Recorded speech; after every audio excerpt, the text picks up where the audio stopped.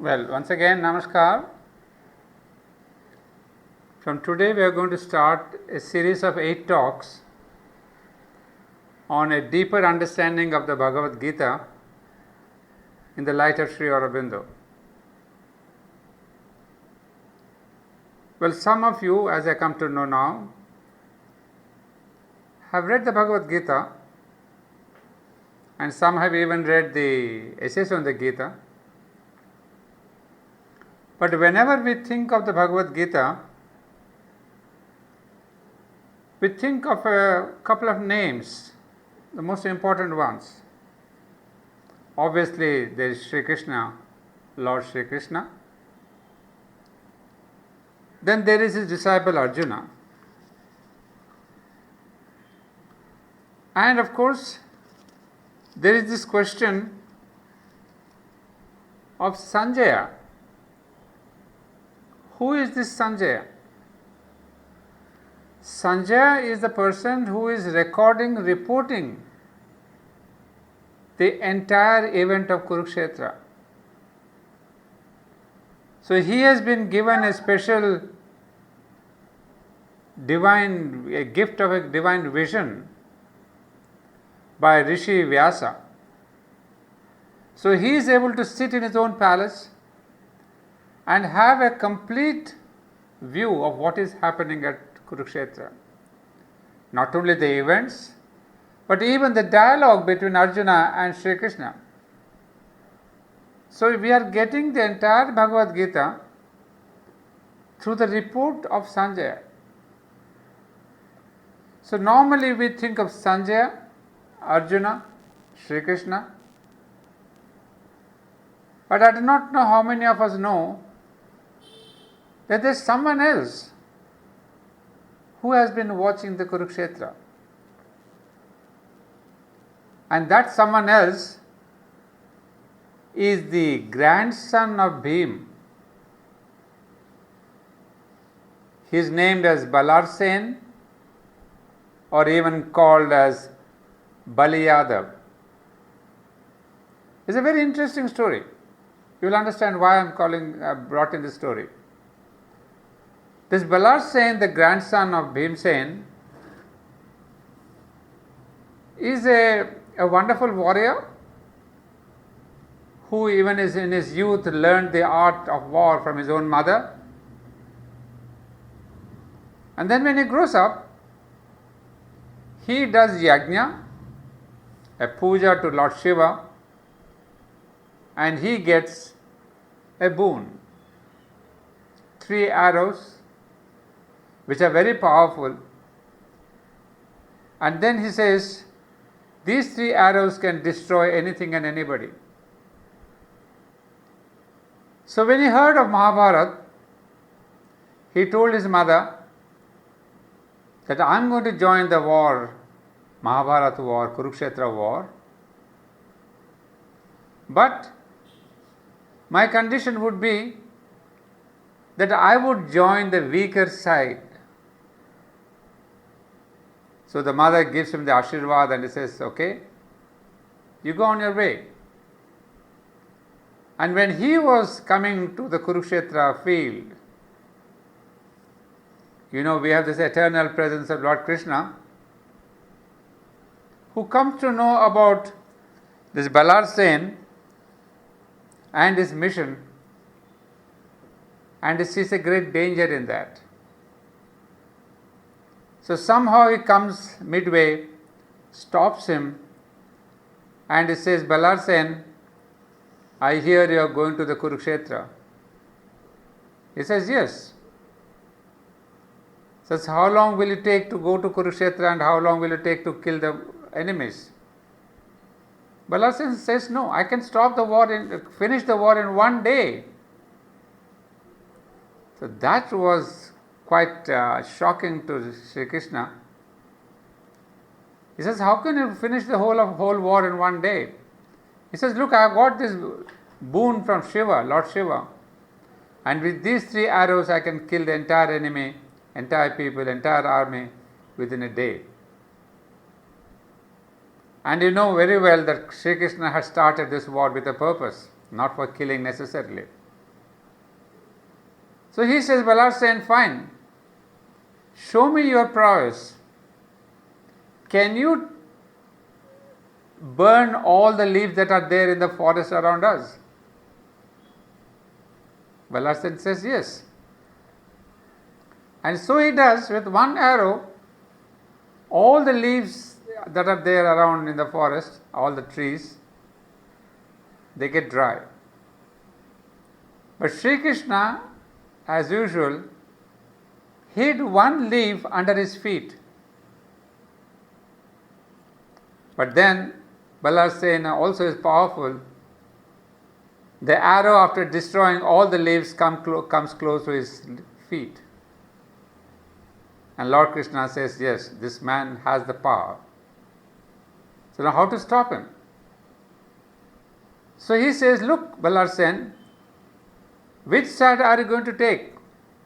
The Pandavas or the Kauravas? Ballard Sen says, I'll take the side whichever is weak. So I will go to Pandavas. So Krishna says, if you go to the Pandavas, the Kauravas will be weak, and then you will go to Kauravas. Then Kauravas, if you go there, Pandavas will be weak. So you will come here. So between the two, you cannot make any decision.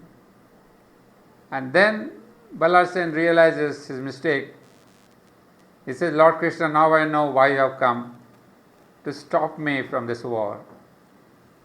Then he says, Lord, I offer to you whatever you want. Sri Krishna was on a mission here. He says, you give me your head.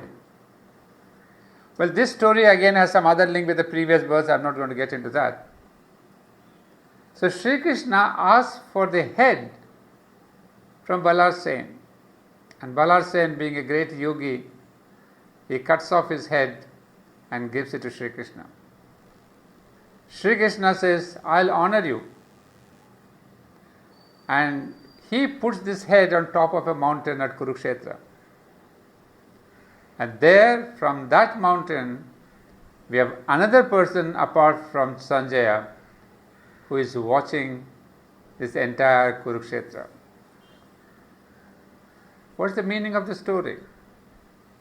Because at the end of the war, after 18 days, the Pandavas are very proud that they have won the victory.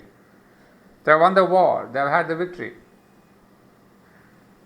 But then they say, let's not fight over who has won and who has lost. Let us ask Ballard Sen, who has seen this entire war, the Kurukshetra war. Then when they go and approach Ballard Sen on the mountain, he says, what did you see? Who won the war? Ballard Sen replies that all through, right from the beginning to the end, I have seen a divine chakra spinning all around the battlefield and killing all those who are on the adharma. I did not see any human being or any soldier or any person. I have seen only Lord Krishna's chakra going around. And then on the other side, I have seen the tongue of Mahakali, who was taking as a sacrifice all the blood that was coming out from these killed soldiers. He says, I have seen nothing more. That's a beautiful story to tell us that truly this entire war was fought by none else but by Sri Krishna himself. We have known also that this entire war was planned by Sri Krishna. The Kurukshetra is planned by Sri Krishna. Why did he plan it? Well, there's another story. But that is the truth of the matter.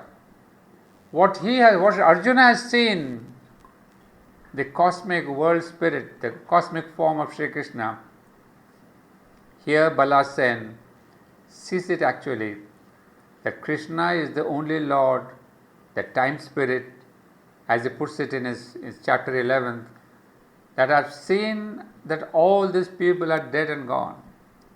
So he is the real doer. We are only nimitta matra.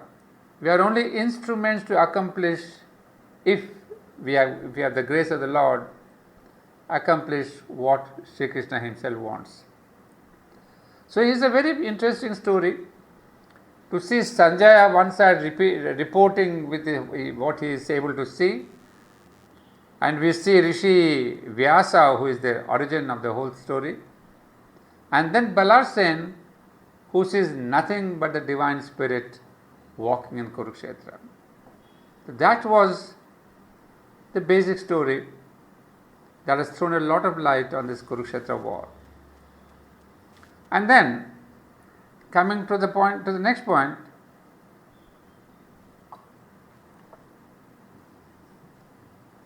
you see in the Mahabharata, in the Kurukshetra, there are three elements that are of great importance. Of course, we all know that. There is Lord Krishna, the doer, the avatar. Then there is Arjun, the disciple. And then the most important thing is the circumstance, the Kurukshetra circumstance. Because unlike any other scripture, like the Vedas and the Upanishads, which were given at a moment from a time where it is peaceful, tranquil, in meditation, there is a kind of an intuition and inspiration, sitting in a quiet place, in a withdrawn place. But here Bhagavad Gita is the only scripture which has been imparted to Arjuna in the thick of the war. So that is the circumstance which is very symbolic and tells us a lot of things. That this life itself is a great battle, and how to carry the divine as your charioteer. So that is why Gita is so very appealing, that it is something that we have to do in life, day-to-day life. We say, oh, we must think of the divine. We have lots of yoga systems, lot of people telling us yoga in daily life, practice in daily life. There is nothing to do daily life, it is Lord himself who is doing. But if we can take him as a charioteer, he takes our life, our day-to-day life, towards a higher destiny. Well, coming back to Kurukshetra. So this was the time of the commencement of the war. As all of you know, Arjuna had asked Sri Krishna to take the chariot in between the two armies. And just then, there was the conch, blowing of the conches. So that was the way things began there. So we have a description saying, Panchajanyam Rishikesho Devadattam Dhananjaya. So we have this Rishikesha, that is Krishna himself, who blew his Panchajanya. And Dhananjaya, who is Arjuna, who blew his Devadatta. These are all conches. Vrikodara, that is Bhim, of terrific deeds blew his mighty conch, Paundra. The king Yudhishthir, the son of Kunti, blew Ananta Vijaya. Nakul and Sahadev, Sughosha and Manipushpaka. Why I have read this verse? Because that is to show that now the war has begun. The conch shells have gone, there's a war cry, there's a tremendous noise going around. But then many people, they doubt, if Sri Krishna could give these 700 verses of the Bhagavad Gita in such a war where people are ready to kill each other, there's so much of noise of the drums of war, the conches of war, the people are ready to fight and kill each other. So it's a bit of a contradiction to see that can such a thing like Bhagavad Gita, such a scripture and a teaching like Bhagavad Gita be given in the middle of all the noise? Many scholars in India have said, no, it's not possible. It's not possible. That Bhagavad Gita has been encrypted and added to Mahabharata somewhere along the way is an addition. Because they could not understand that how is it possible to give these teachings in the middle of this war. Then, of course, Sriaurobindo comes to rescue and he says, it was actually done during the war. The whole scripture was given during the war in the middle of this noise. How? He says it is done through the power of yoga. Amidst the din of the battle at one particular spot with Sri Krishna and Arjuna, peace reigned within and without. This is something marvelous. Sri Aurobindo says, where Sri Krishna and Arjuna stood, there was an aura, an atmosphere, a circle of peace and tranquility. No noise of the war could disturb them. So that is how, through the power of yoga, it was really transferred. The entire dialogue that we listen between Krishna and Arjuna is true. So Sri Aurobindo is of the view, is not a thing interpolated later, but part and parcel of the Mahabharata, of the Kurukshetra war. And then when we think of this war, what did he say? All the saying that we see, all the great 700 verses. See, basically, Sri Krishna speaks of things from chapter 1 to chapter 10. That is, all of us know, chapter 11 is the great Vishwarupa Darshan. So before chapter 11, from 1 to 10, these are things of knowledge. But it's a knowledge that has been given on logical, rational, and even psychological basis. You know all the questions that Arjuna had asked him about bhakti and the karma yoga and dhyana and everything. But Sri Aurobindo tells us that these 10 chapters have been given on a rational basis. But this knowledge is important and it is useful to any spiritual seeker.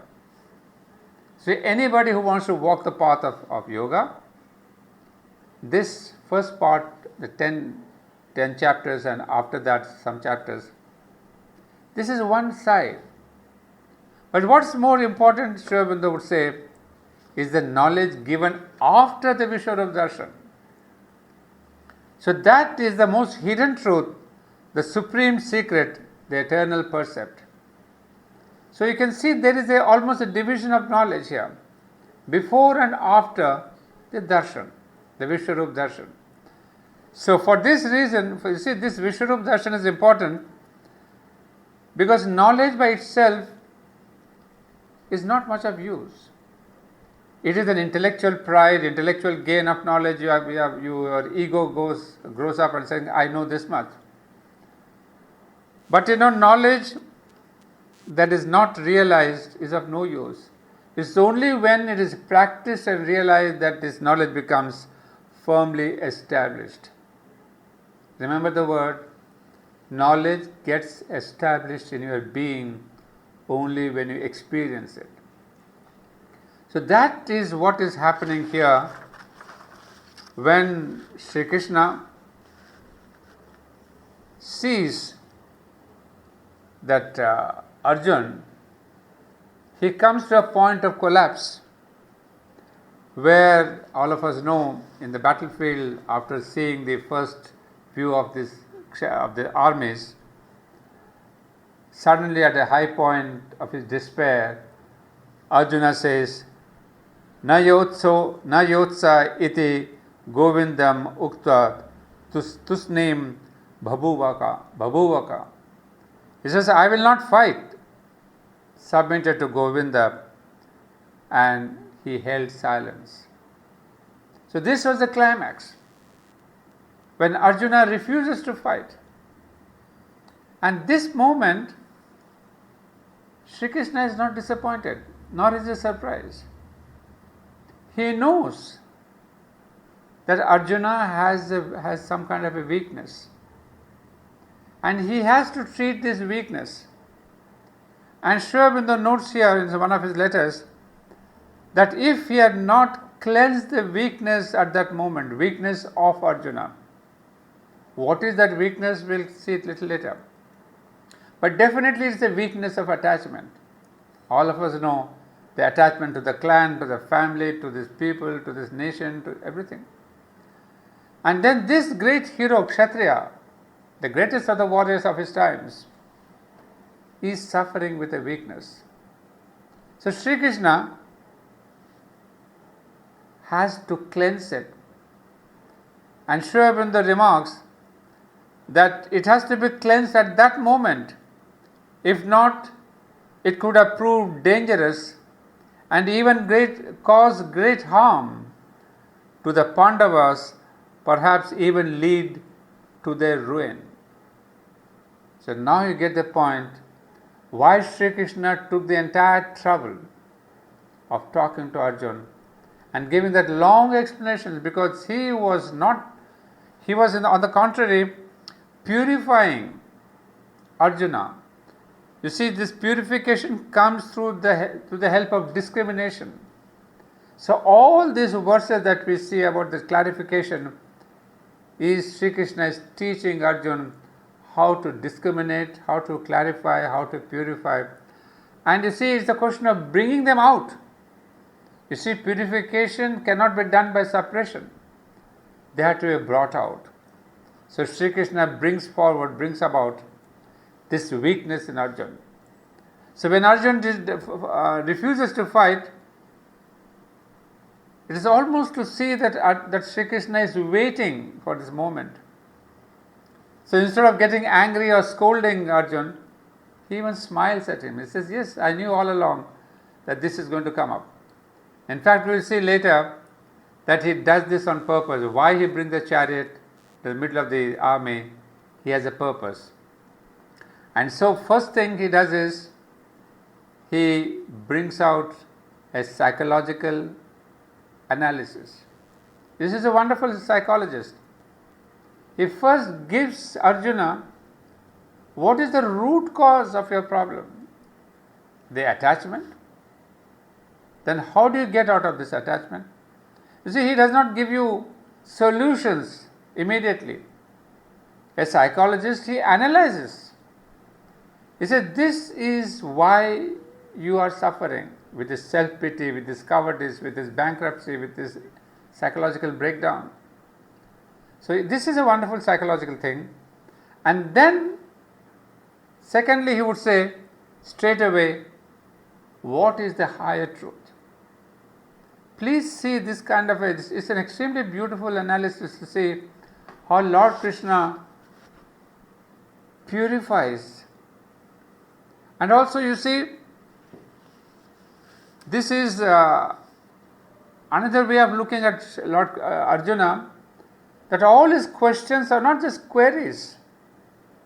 They are a kind of a kind of an appeal, is a kind of an awakening of oneself.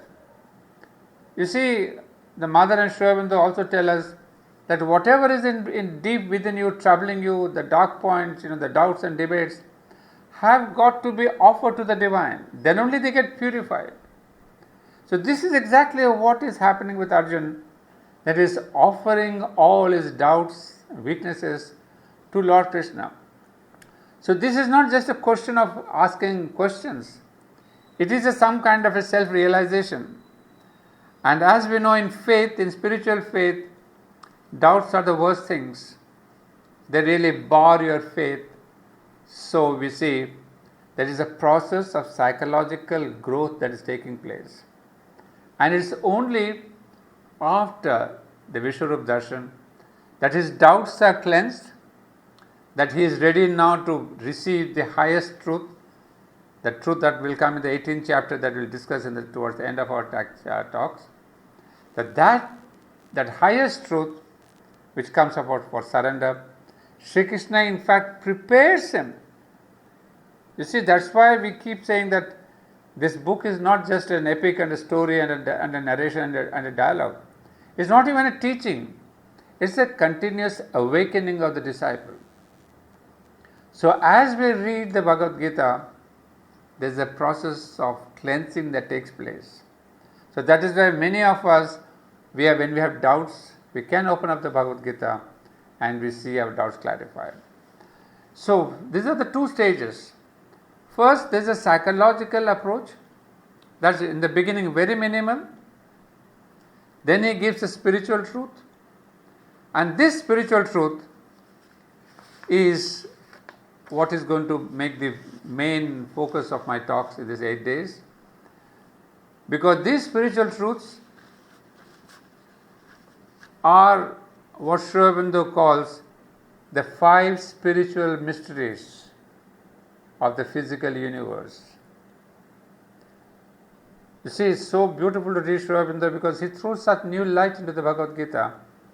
He says these 5 spiritual mysteries are dealt with in the Gita, and those 5 mysteries are the mystery of the soul, the mystery of the birth of the human individual, the mystery of death, the mystery of rebirth and the internatal worlds, and lastly the mystery of our planet Earth. So any philosophy worth its name must answer these 5 mysteries. And that is what is fascinating about Bhagavad Gita, that it addresses on the philosophical level to all these mysteries. But it's not just the question of addressing philosophically, because that is the truth actually, that once one knows the secret of all these mysteries, then only one can really grow up in one's consciousness. So here we see, this is the structure of my talks. First couple of talks I will be dealing with the psychological analysis that Sri Krishna has initiated, and then rest of the 4-5 talks would be on the deeper truths, or as we said, the spiritual mysteries, concluding with the transformation that takes place in Arjuna through all these things. So what we learn here is that through a higher knowledge, the higher consciousness, it is only a higher and a deeper truth that can fulfill the outer life. So it is not the question of what can be done in what way, but it's only we have to invoke and attach the higher truth. Now we have understood the first psychological analysis that comes through is Sri Krishna addressing the weaknesses on a psychological level. That's attachment. And we see that this entire Mahabharata is a beautiful explanation of expansion, I would say, of this single truth. How we human beings suffer out of attachment. In fact, take the very first verse of the Bhagavad Gita, when it says that Dhritarashtra Uvacha, Dhritarashtra asked Sanjaya. He says, O Sanjaya, Dharmakshetre Kurukshetre Samaveta Yuyutsava, then Mamaka Pandavas Chaiva Kim Akurvat Sanjaya. I mean, when you analyze it, you see a brilliant opening. That is, this blind king, Dhritarashtra, is asking Sanjaya, on the holy field of Kurukshetra, what did my partisans and those of the Pandavas do?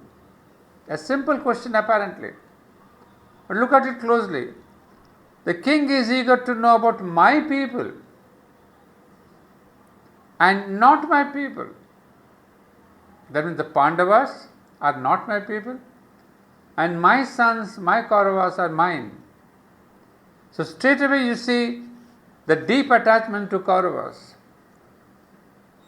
And then his own children blinded the king mentally, and his understanding is confused. He has lost proper perspective and discrimination because of his blind attachment. In a way, I would say, it is Dhritarashtra who is the cause of killing all his sons. Duryodhana apparently is only an external agent of killing and of the war. but it's purely the attachment. The blind king is really mentally blind, emotionally blind. He is blind physically, vitally, mentally, spiritually. And that is the cause of this entire Mahabharata killing. You see, others are only players, but we see entirely all the attachments are brought forth in a different manner. Attachment of Draupadi, attachment of Bhim, but attachment of Yudhishthira, Duryodhana. In every character you see the same thing of attachment. And then you see, we have, whom does he ask? He asks Sanjaya. And who is Sanjaya? A wonderful personality. He is one who is most impersonal.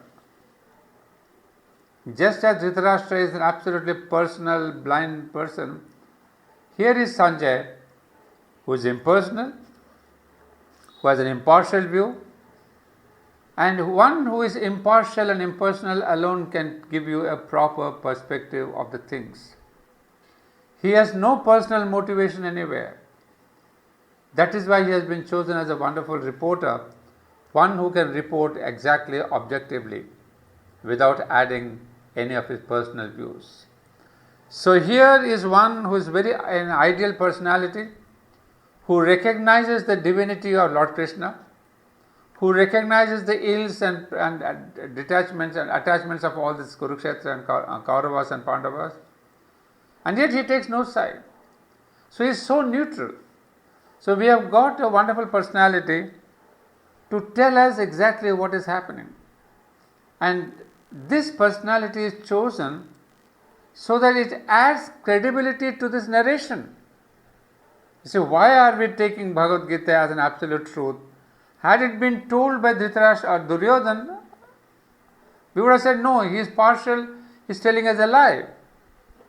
But we cannot say the same thing with this, what Sanjaya has reported.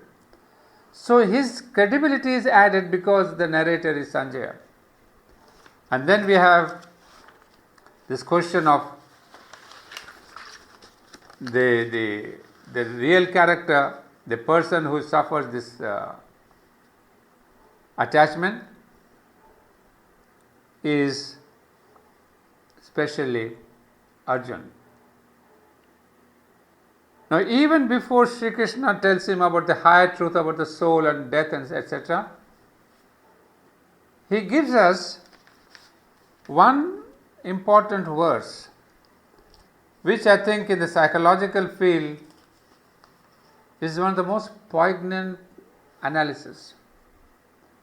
I think those of you who are psychology students or teachers or professors must look into this. People have written volumes of things about Western psychology, Indian psychology and all that. But look into this single verse or two verses which kind of combine this entire human psychology. These are verses from chapter 2, verses 62 and 63.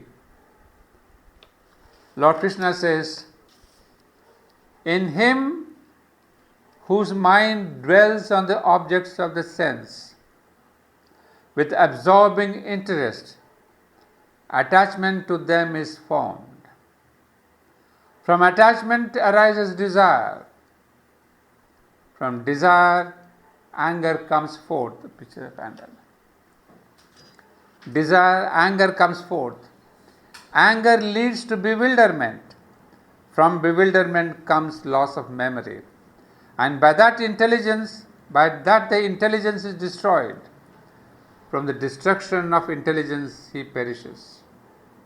A marvelous 5-7 steps, but we cannot deny the truth of it. We will take up one by one this psychological analysis. In fact, my first talk and tomorrow's talk are purely based on the psychological analysis. Because I think this is one of the most fundamental and the most beautiful explanation. One, he says, in him whose mind dwells on the objects of sense with absorbing interest, attachment to them is formed. So where does it all begin? it begins, we have an analysis of the mental processes such as we do not come across in profound treatises of modern psychology. This is written by an author called Rohit Mehta, an Aurobindonian actually. And he has given a little summary of this. I am going to give you a gist of that. Here we have an analysis of the mental processes such as we do not come across even in profound treatises of modern psychology. The Gita says, from musing on objects, an attachment is born. It is not the coming of the thoughts that matters, as the dwelling on them. In other words, it is the giving of abode to thoughts in one's mind that causes attachment. For the mind dwelling on thoughts forms an association with them. So where is the root cause of attachment? It's not the question of at the mind, the Lord Krishna says mind dwells on the objects. It's not the question of my seeing an object. You see, when you see an object repeatedly, you are going for the shopping, you are going for a picnic, you are going to buy a house, you are going to have your dresses and all that. If you see it once or twice, attachment, you don't have a kind of a desire that is born. You see, a repeated dwelling, the word is mind dwells. That means these thoughts of a thing, I want this, I don't need this, I don't like that person, I like that person. These are first thoughts that come to you. But when you continue to dwell on them, there comes the problem. Because once this dwelling is there, that becomes a kind of a habit. And then that dwelling on the objects of sense with absorbing interest, attachment comes. So attachment is linked first to the senses. Let me put it this way. First you have the senses which observe a thing, and once you see a thing, there is a mental ideas that come to you. First time you like it, second time you don't like it, third time you start liking it. And these ideas come back and again, and there is an association between your thought and that object, and that one which gets repeated turns into an attachment. We don't have much time to elaborate this, but you can understand this. You can apply to anything in your life, from earning or buying a bit of a furniture or your dresses or your house or your bike or a cycle or anything. So that I feel is the most wonderful thing that Sri Krishna has given us. But that's what sriaurobindo also tells us, that the thoughts do not come to us from outside. They come to us from outside. So they are born of this observation of our senses. But then what is important? Senses can be looking at many things, but then the thoughts are not attached. So you see, in my childhood I heard from my father a beautiful story. You see, a rishi was going down the river bank, and when he was going down the river bank, there were some damsels who were taking bath in the river. And when the rishi comes by, they wrap themselves in cloth, in saris.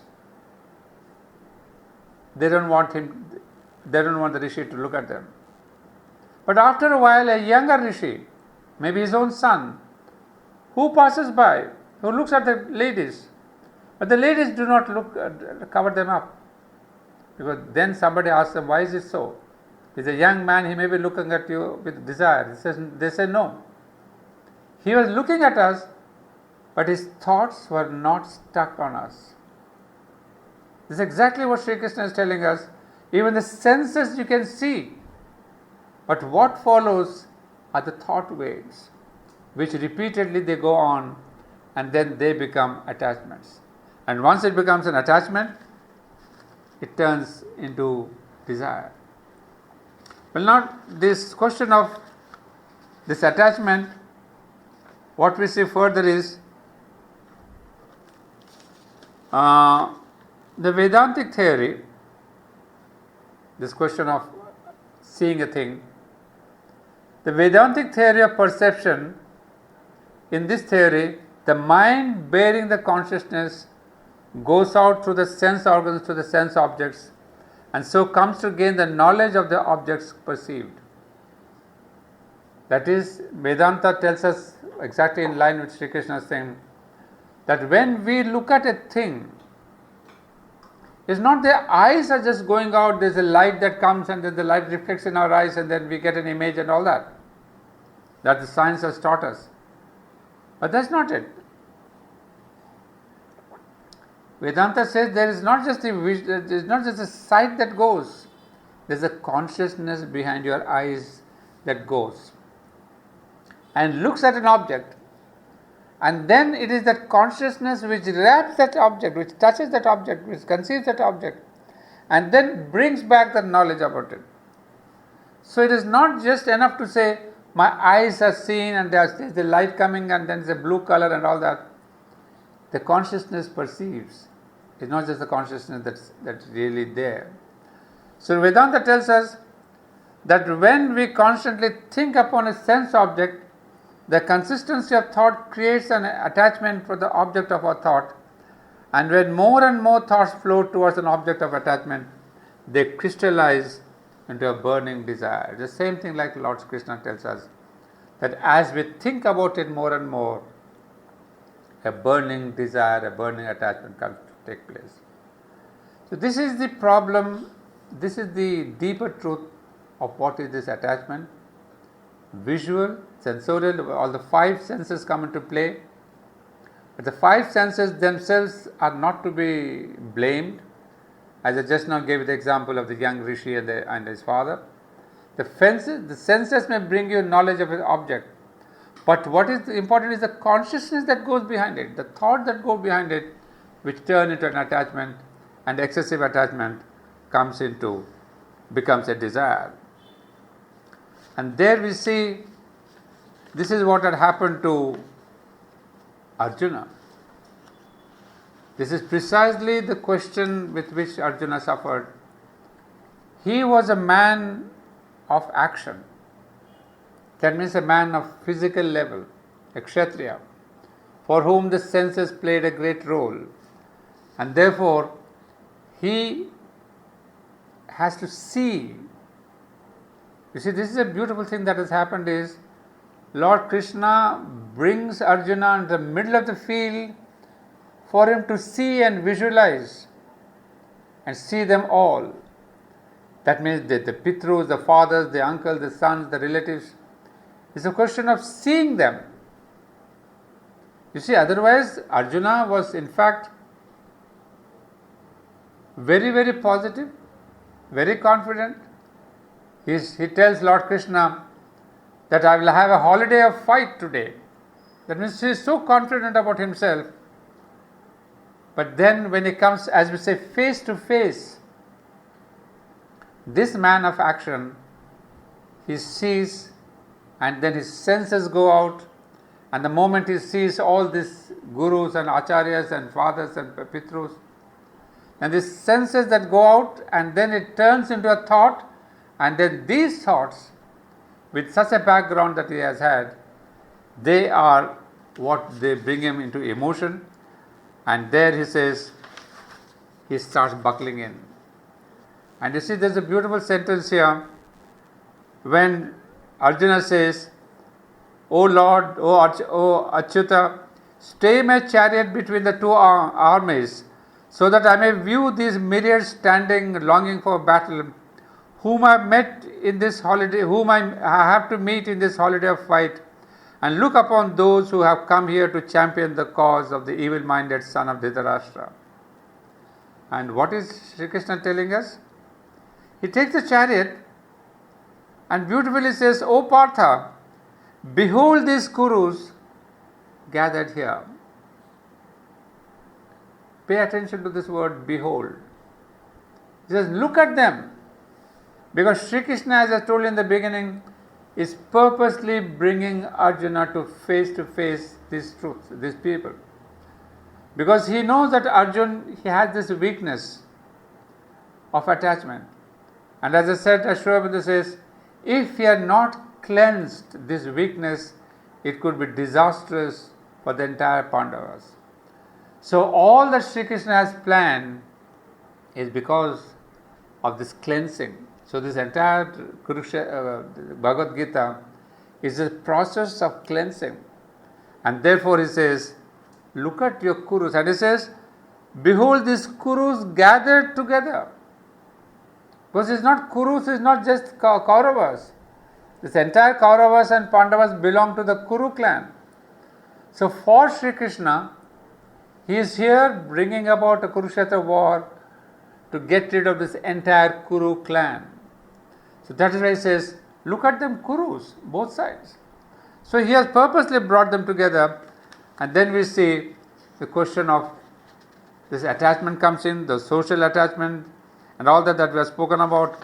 And not only this attachment, it comes to the level of my limbs collapse and my mouth is parched, my body shakes and my hair stands on end, Gandiva slips from my hand and all my skin seems to be burning. So this is a pure psychological analysis. You can ask any psychologist here that you know of. It's exactly the question of nervous breakdown and the physical, vital and mental, what Aurobindo calls an absolute bankruptcy that takes place. And that is the question where he says, I don't want heaven, this is a sinful thing. And the worst part of this Arjuna is that he gets into self-pity. You see, he is trying to defend his emotions, his ethics, saying, oh, it will be sinful and all that. So this is another way of, stopping self-pity, that means we are blinded.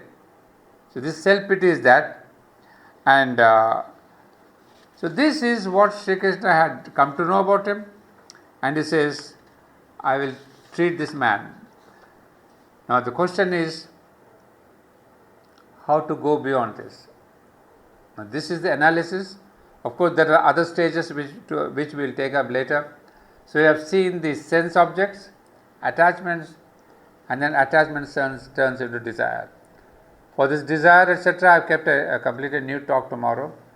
But what is the question of attachment? How do we get rid of it? Not rid of it, go above it? Well, it's not so easy. As we see here, it is from within that you must become master of your lower nature by establishing your consciousness firmly in a domain that is free of all desire and attachment, because it is under the influence of divine light and force.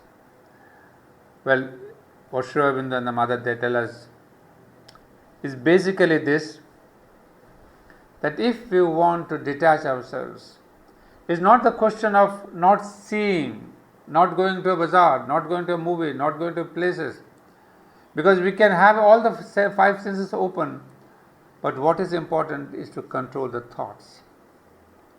Not let these thoughts go out and just and then several times, once or twice you see is okay, but if we keep seeing it more than a few times, Aurobindo would say, the first principle is to detach oneself from them, not to identify, not to admit them any longer as part of one's real nature, but to look on them as things imposed to which one says, this is not I or mine, this is a thing I reject altogether.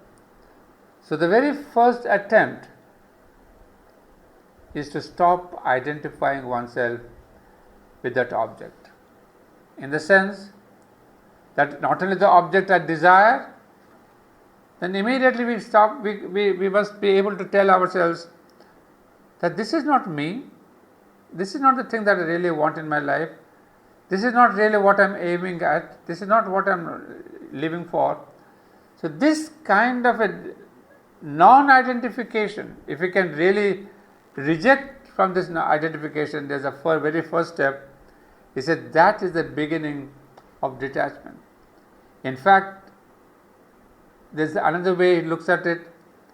He says, instead of negating neti, I don't want desire, I don't want attachment, follow the path of iti and iti. the bliss of immobility which cuts off all desire and attachment. This is the paradoxical thing, but it's the most beautiful thing. You see, we cannot be having cut off from attachment, cut off from desire, cut off from these things. It's a negative approach. The positive approach is to get attached to something higher, something nobler, something divine. So this is the process of really, later on tomorrow we will see the same question of desire also there.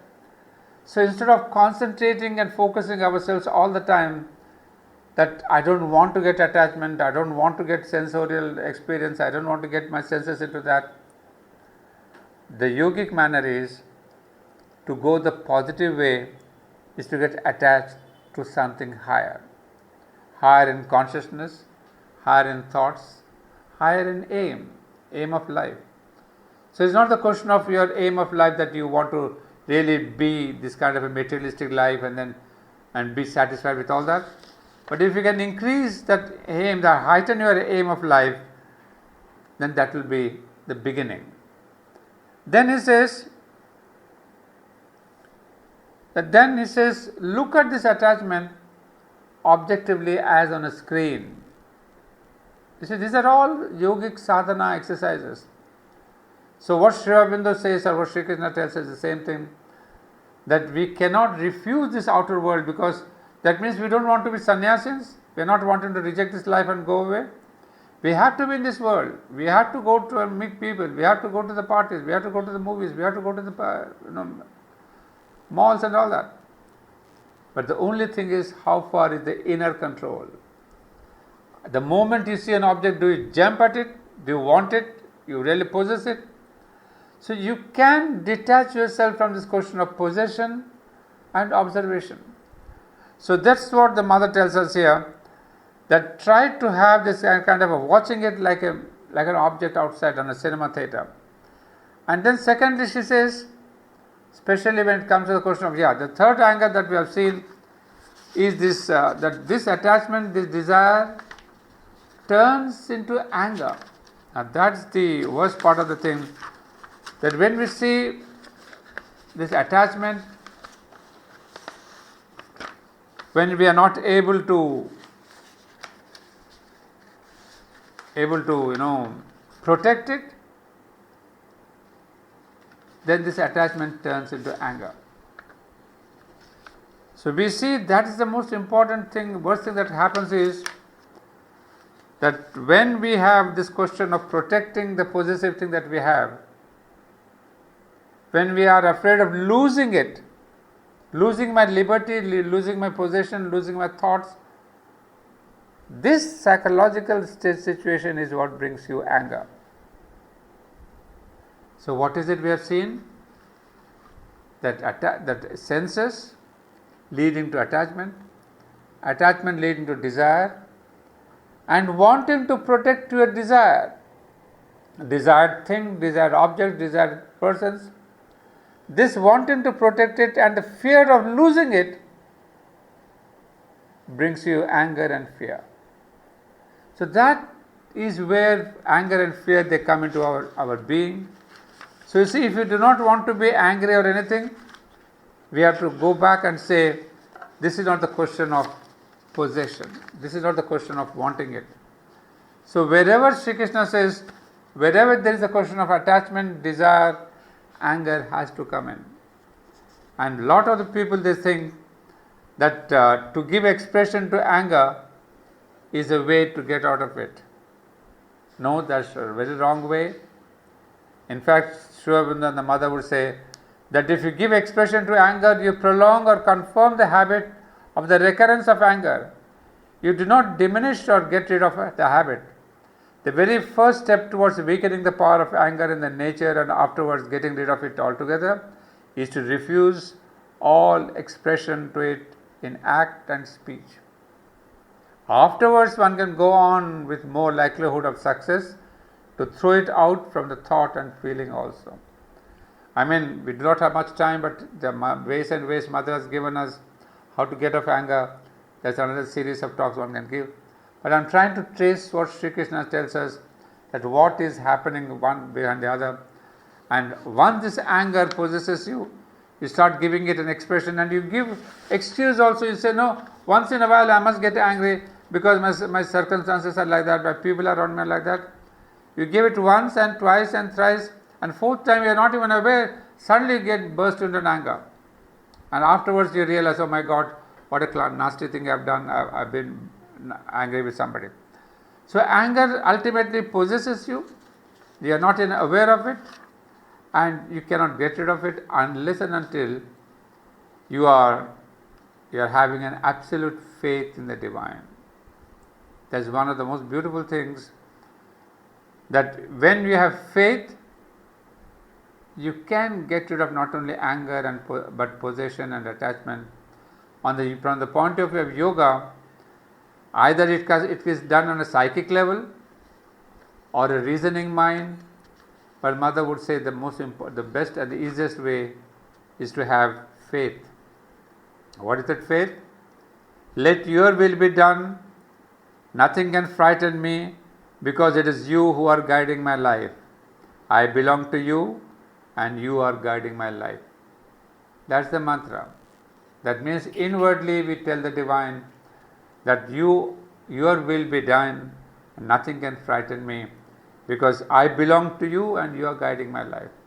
So this is the most relaxed manner that we can offer to the divine, and say, this is the way that I am angry, or I am jealous, or I am not lower feelings, or I am having all these things, but have this faith that I belong to you, O Divine Mother, O Divine Lord, O Divine Krishna, and you are guiding my life, and that's what takes you out of this anger for a while.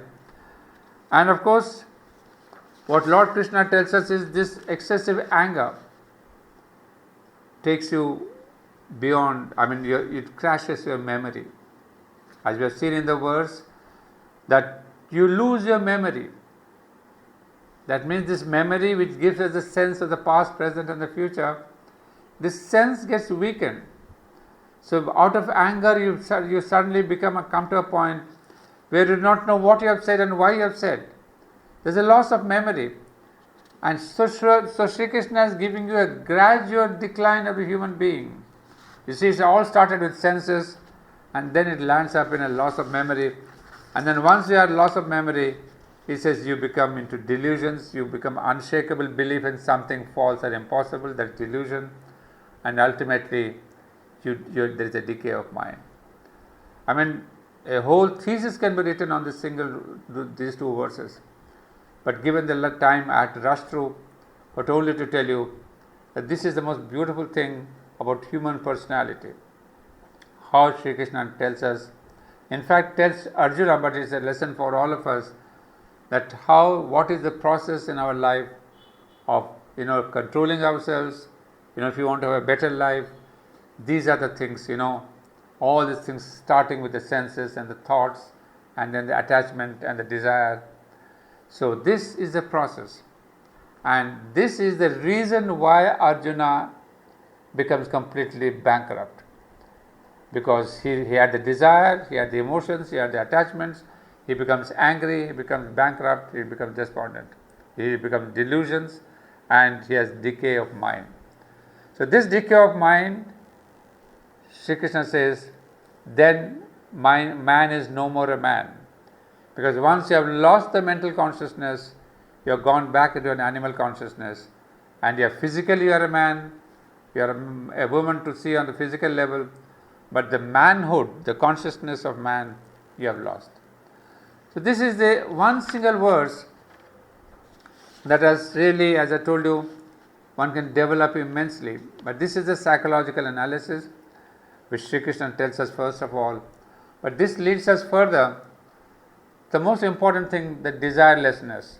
This article, I just brought out one thing about attachment, but tomorrow the second aspect of desire will be taken care of, and then we will move on to the higher spirits, higher knowledge, and we'll see how to go about the mystery of death and birth and rebirth, etc.